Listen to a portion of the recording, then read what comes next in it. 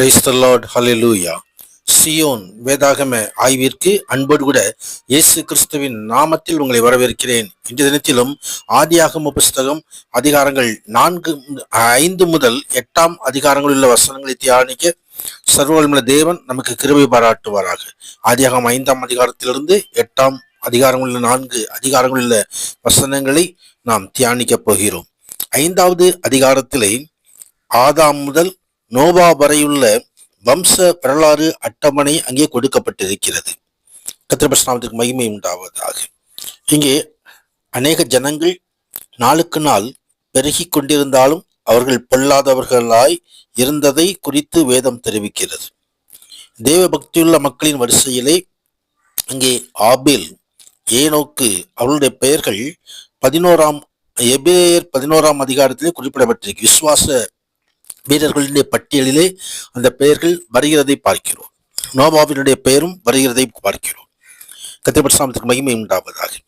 அநேகம் பேர் இருந்தாலும் கொஞ்சம் பேர் மாத்திரம் தேவனுடைய பார்வையிலே நீதிமானாய் காணப்படுகிறார்கள். அவர்கள் தேவனுடைய வார்த்தைக்கு கீழ்ப்படிவார்கள். அப்படிப்பட்ட காரியங்களை மத்தேயு 7 அதிகாரம் 13-14 வசனத்திலும் இந்த சிறு கூட்டத்தை நாம் பார்க்க முடியும். அவர்களுடைய பெயர்களை ஆண்டவராகிய தேவன் மறக்காமல் குறித்து வைத்திருக்கிறார். கர்த்தருடைய நாமத்துக்கு மகிமை உண்டாவதாக. அவருடைய பலனை ஆண்டவர் கட்டளையிடுவார். கர்த்தருடைய நாமத்துக்கு மகிமை உண்டாவதாக. தொடர்ந்து இந்த 5வது அதிகாரத்திலே இந்த மனிதர்களுடைய பெயர்களையும் அவர்கள் வாழ்ந்த ஆண்டுகளையும் ஆண்டவர் சரியாக குறித்து வைத்திருக்கிறார்.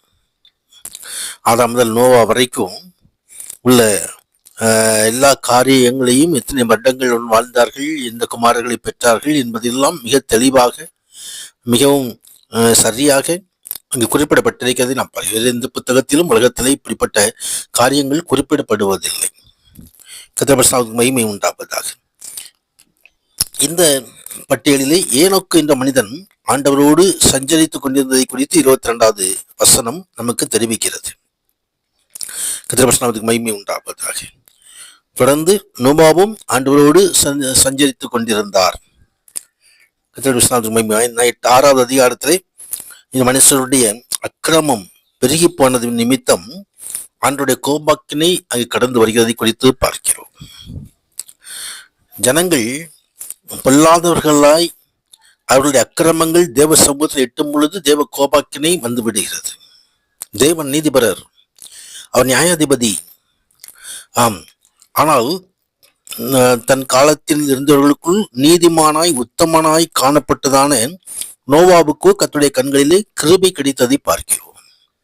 கர்த்தருடைய நாமத்துக்கு மகிமை உண்டாவதாக. அநேக ஜனங்களை குறித்து ஆண்டவருக்கு மனஸ்தாபம் ஏற்பட்டாலும் இந்த நோவாவை அவன் குடும்பத்தை காப்பாற்ற வேண்டும் என்று சொல்லி தேவனுடைய சித்தம் அப்படியா இருக்கிறதை நாம் பார்க்கிறோம். நபிதான் நோவாவை சந்தித்து ஒரு பேழையை உண்டு பண்ணும்படி அது எப்படி செய்ய வேண்டும் என்பதையெல்லாம் ஆண்டவர் கற்றுத்தருகிறதை நாம் பார்க்கிறோம். கர்த்தர் கற்றுக் கொடுத்தபடியே கீழ்ப்படிந்து நோவா அந்த காரியங்கள் எல்லாம் செய்தார். தன் ஜனத்தாரும் காப்பாற்றப்பட வேண்டும் என்று சொல்லி நீதியை பிரசங்கித்தவனாகிய நோவா என்று சொல்லி ஒரு இடத்துல எழுதப்பட்டிருக்கிறது. ஆனாலும் ஜனங்கள் நோவாவினுடைய பிரசங்கத்துக்கு கீழ்ப்படியவில்லை. அவர்கள் ஜலப்பிரளயத்தினால் வாரிக்கொண்டு போகப்பட்டார்கள் என்று சொல்லி வேதம் தெரிவிக்கிறது. தொடர்ந்து 7வது அதிகாரத்தில் ஆண்டவர் நோவாவை நோக்கி, நீயும் உன் வீட்டாரும் பேழைக்குள் பிரவேசியுங்கள் என்று சொல்லி ஆண்டவர் தாமே இந்த கதவை அடைத்தார். 40 நாட்கள் இரவும் பகலும் தொடர்ந்து மழை பெய்ததினால் உலகம் முழுவதும் ஜலப்பிரளயத்துக்குள்ளாய் கடந்து சென்று எல்லா உயிர்களையும் அழித்து போட்டது. பேழைக்குள் நுழைந்த நோவா குடும்பத்தாரை அந்நோவா அனுமதித்த மற்ற விலங்குகளை தவிர மற்ற உயிர்கள் எல்லாம் மாண்டு போனது. கர்த்தருக்கு மகிமை உண்டாவதாக. தொடர்ந்து 150 நாளுக்கு பின்பு ஜலம் வடிய ஆரம்பித்தது. இங்கே நோவாவுக்கு 601 வயது ஆகும்போது முதல் மாதம் 1 தேதியிலே ஜலம் வற்றி போயிற்று. அவர்கள் வெளியே வந்து தேவனை பலிபீடம் கட்டி தொழுது கொண்டதை குறித்து பார்க்கிறோம். கர்த்தருக்கு மகிமை உண்டாவதாக. தேவனாய் கர்த்தர் அந்த பலியை ஏற்றுக்கொண்டார். இந்த சுகந்த வாசனையை கர்த்தர் முகர்ந்தார் என்று சொல்லி வேத வசனம் தெரிவிக்கிறது. எனவே இனி மனிதனை அழிக்கப் போவதில்லை என்று சொல்லி ஆண்டவர் சித்தம் கொள்கிறார். கர்த்தருக்கு மகிமை உண்டாவதாக. இந்த காரியங்கள் எல்லாம் படிக்கும் பொழுது தேவனுக்கு முன்பாக நாம் நீதிமானாய் காணப்பட வேண்டும். தேவனுடைய சமூகத்திலே நாம் தேவனுக்கு கீழ்ப்படிந்திருக்கும் பொழுது நாம் எந்த பொல்லாங்கு வந்தாலும் நாம் காப்பாற்றப்பட முடியும். கடைசி நாட்களிலே அது கொடிய நாட்களாய் இருப்பதை வேதவசனம் தெரிவிக்கிறது. ஜனங்கள் எப்படி இருப்பார்கள் என்பதையெல்லாம் வேதவசனம் நமக்கு சுட்டி காட்டுகிறது. ஆனால் இந்த சந்ததியிலும் தேவனுடைய வார்த்தையின்படி, தேவனுடைய வசனத்தின்படி நாம் நடந்து கொள்ளும் பொழுது வருகின்றதான அழிவுக்கு ஆண்டவராகிய தேவன் நம்மை தப்பி போக பண்ணுவார். கர்த்தருடைய நாமத்துக்கு மகிமை உண்டாவதாக. அவர்தாமே நம்மை தப்பி போக பண்ணிடுவார், கடந்து வந்து ரட்சிக்கிறவர்.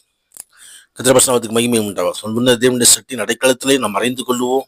கர்த்தர் தீங்கு நாளில் தம் கூடாரத்தில் மறைத்து அவர் கண்மலையின் மேல் உயர்த்துகிற தேவனாக இருக்கிறார். இந்த ஆசீர்வாதங்களை சுதந்திரிக்க முன்ன தேவன் நம்மை நடத்துவாராக. நன்மையான தியானத்திலும் பங்கு பெறுகிற ஒவ்வொருவரையும் சர்வ வல்லமையுள்ள தேவன் மகிமையான ஆசீர்வாதங்களால் நிரப்புவாராக. அவருடைய பரிசுத்த நாமத்திற்கு மகிமை உண்டாவதாக. ஆமேன், ஆமேன்.